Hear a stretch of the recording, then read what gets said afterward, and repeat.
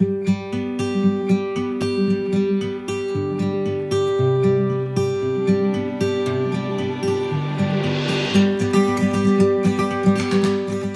projet, finalement, il est né d'une envie forte sur la station de travailler le sujet de la pénibilité dans les exploitations maraîchères et d'une rencontre lors du CIVAL en 2014 où j'ai découvert le robot OZ de chez Nayo Technologies, qui est le premier robot autonome de désherbage des cultures, mais qui, moi, m'a intéressé par sa polyvalence puisqu'il peut être utilisé à la fois en mode autonome pour le désherbage des cultures, mais aussi en aide à la personne pour tout ce qui est opération culturale. Dans ce projet, on le teste sur ces deux modes-là et on teste aussi d'autres stratégies, notamment des stratégies de désintensification des rotations des cultures, où le concept est simple, on cultive moins à l'échelle de la rotation pour pouvoir laisser du temps aux exploitants pour mettre en place des pratiques telles que le faux semis qui permettent de casser les adventices estivales. Dans ce projet, on doit répondre aux questions, finalement, est-ce rentable d'avoir un robot sur une exploitation et qu'est-ce que ça change dans nos conditions de travail, dans notre quotidien, à l'échelle d'une exploitation agricole.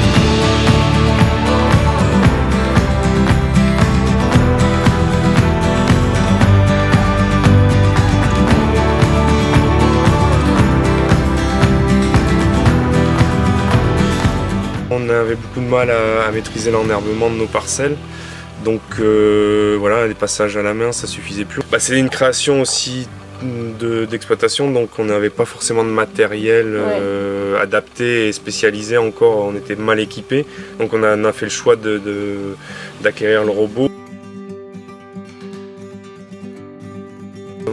Supprimer pratiquement l'ensemble des paillages, on maintient sur la salade en extérieur et quelques cultures d'été comme la courgette ou voilà sur les premières plantations en serre éventuellement, mais voilà, on a les 3/4 des paillages ont été supprimés. C'est vrai qu'au début c'était pas évident, faut vraiment s'adapter au robot et on a perdu un petit peu de temps. Bon, c'est pas vraiment de la perte de temps, mais voilà, la prise en main a été pas forcément facile, mais les résultats sont là et sont bien plus efficaces que nous. Et non, on est très satisfait et ouais. T'as diminué ton stock aussi d'adventices? Voilà, on a diminué beaucoup. Comme avant, on avait du mal à maîtriser, c'est vrai que ça regrainait encore, mais là, voilà, on a pratiquement plus de problème. On suit les cultures et on nettoie assez rapidement après les cultures et un passage régulier du robot, voilà, ça permet de maîtriser l'ensemble des choses. Ouais, ouais.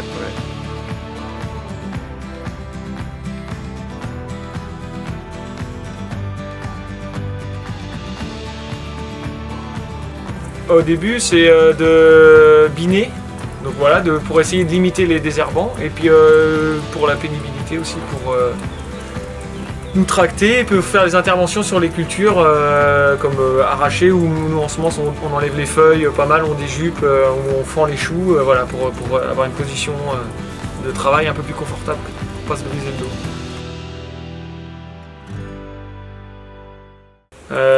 En positif, bah du coup le soir on finit, on a pas mal au dos, et le lendemain matin pour redémarrer c'est quand même beaucoup plus facile. Ouais. Après il faut apprendre à travailler avec la machine. Bon, c'est comme toutes les machines quoi, t'es obligé de t'adapter à la machine, c'est pas l'inverse. Donc faut faire avec, adapter les sorties de serre, tout ça, voilà. D'accord. C'est ça. Ça c'est un petit peu, voilà, il y a des paramètres à prendre en compte. Au début t'es un peu déçu parce que t'as l'impression que ça va être super, ça va marcher tout seul, mais en fait non, faut apprendre à travailler avec, faire ses outils, même par exemple pour les filets dans les boues, on a des filets d'insectes roux, il faut les lever, donc il faut adapter, voilà, faut s'adapter quoi. C'est un peu le côté négatif, c'est que y a quand même du travail à faire pour s'adapter à l'outil. Ouais. Ok.